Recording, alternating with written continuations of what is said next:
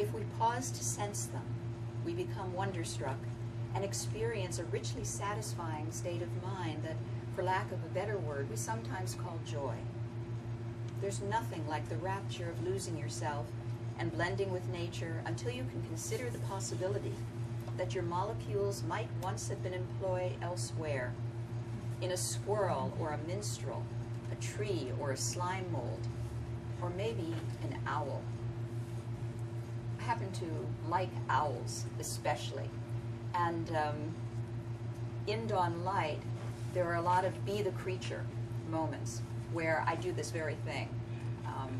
With great relief, just take off myself as if it were a sweater on a warm evening and fold it up and set it down and see what it's like to be something like slime mold, which is many separate things all merging into one organism. Owls appeal to me because of the Harry Potter books.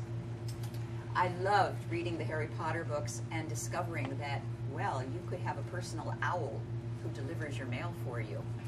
Has anybody, how many people have read the Potter books? Some people have. Do you have owls? I have an imaginary owl named Percy. You have an owl? I have an owl. Oh, no, I meant an imaginary one that, yes, personal owl that delivers your mail. Anyway, mine is named Percy, and I have a friend who has an owl. He says that his owl is a Jewish owl, whose name is Fievel. And Fievel says, "Woo, woo already, woo." And my owl, Percy, is an eastern screech owl that goes, "Oh." You have western screech owls that kind of sound like that too. And sometimes our owls exchange emails. And they talk about the best recipe for owl aid and things like that. Anyway, it's a humbling thought to try to see what life would be like if you were some other creature. We value our own subjective reality above that of any other organism, and if we didn't, maybe we'd feel more kinship with other life forms, even the lowliest. So, as I say, in Dawn Light, I often try to see the world from the perspective of another life form, but not fancifully, based on what we know about its behavior and how its senses work. So I'll give you an example. This is a little piece of a kind of longer section on owls. I would be an owl if I could, a creature named after its sound. So I would be a howl if I could, sweet cheat of the night, who slices open the air with soft serrated wings, so silently it doesn't warn dozy prey. How far could I see? An owl could read the bottom line on an eye chart a mile off, or hear a mouse stepping on a twig 75 feet away. Tuning and retuning, I would be an owl with ears twin radar dishes, eyes winged binoculars. A screech owl, because though baby screechers do screech, the adults make the most enchanting, soft whinnying howl. I'd swallow meals whole, head first, tumbling soft and furry down my throat to the fiery plant that compacts all the inedibles into a hard pellet. Twice a day, growing bloated and queasy, I'd stretch my neck up and forward, squeeze my stomach hard, and vomit a hairy, bony nugget. Oh, I'd vomit gently, delicately, all things considered, not thrash and shake the pellet free for 5 minutes like other inversely constipated owls. I'd eagerly coax these dainty pukes, not like the giant sea cucumber that hurls up its whole stomach and tosses it literally at the missing feet of a wall-eyed fish. Then while the distracted fish feasts, steals away, a gutless wonder but alive, soon to grow another stomach. I'd sing of owl puke, the pellets that pave my days with dense nuggets that offer home to fungi, beetles, and other tramps. Would it sound nicer if I called it a fur ball? Well, I suppose so. But a little cat fur swallowed while grooming can't compare to a stony, wadded-up girdle of rodent, shrew, mole, gecko, and snake skeleton, mixed with beetle crackle and songbird wings and oily fur, as if for a jigsaw puzzle of a chimera, part mammal, part bird, part reptile, part insect, all tasty. Yes, all things considered, I would be an owl with a ukulele call, a cowl of gray feathers cupping my feathered jowls, talons sharp and strong as ice hooks, parachute wings, a demi-suit of down, and ingenue eyes, voodoo eyes. I would be possessed of the ultimate head swivel, upside down and around back and front again over the other shoulder.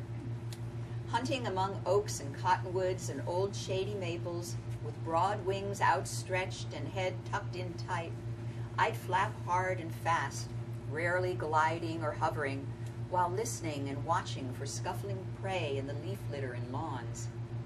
I'd sing duets with my mate during the day and be calmed by a male chorus at night. When frightened, I'd blend in with tree trunk or foliage, stretching my frame long, closing my eyes to slits, tightening my feathers and standing still as old bark. In winter, I'd gobble hot meals of warm-blooded prey, and in summer, cool, crisp lizards, snakes, and bugs. And it goes without saying that I would marry for life, a long life of a score or two, lengthened by living in the suburbs and devouring the rat race. Yes, all things considered, I would be a bird with owl-bright eyes, creature comforts, and wide wings with down fur below to wrap my chicks in owl love. So the premise of the book is that I get up just before dawn each day, and all kinds of things related to dawn. A lot of them in the plant world, the animal world, but a lot of them human-centered too, like the rituals of dawn and dangers that people go through at dawn. I get to think about, which I like. But one of the things that I especially like is watching starlings at dawn. They leave their night roosts and they make these wonderful circles and ribbons. They look smoky across the sky. And I didn't have to imagine being a starling because I got to meet a very interesting one who lives in my neighborhood. I have a friend named Killikee whose 3-year-old starling, Sprinkle, has an unusually large vocabulary which leads to a fizzy stream of babbling. I don't know if you're aware of it, but starlings are even more talkative than parrots or mynah birds. And they do much more complicated grammar as well. Killikee found Sprinkle on the ground, barely, almost fledged, and assumed that a sibling pushed Sprinkle, she called her, out of the nest at some point, and so Killikee adopted her and brought her into a household where there were pet goldfish and a mynah bird and a parrot and cats and very talkative humans.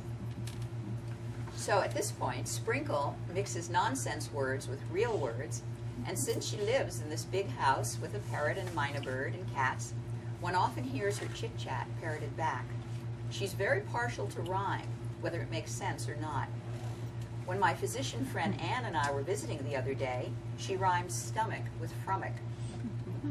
Sprinkle talks to herself non-stop when she's playing alone or bored, and since she likes to watch doctor shows on TV, House MD is her all-time favorite, the babble occasionally includes words like esophagus, pertussis, or ligaments.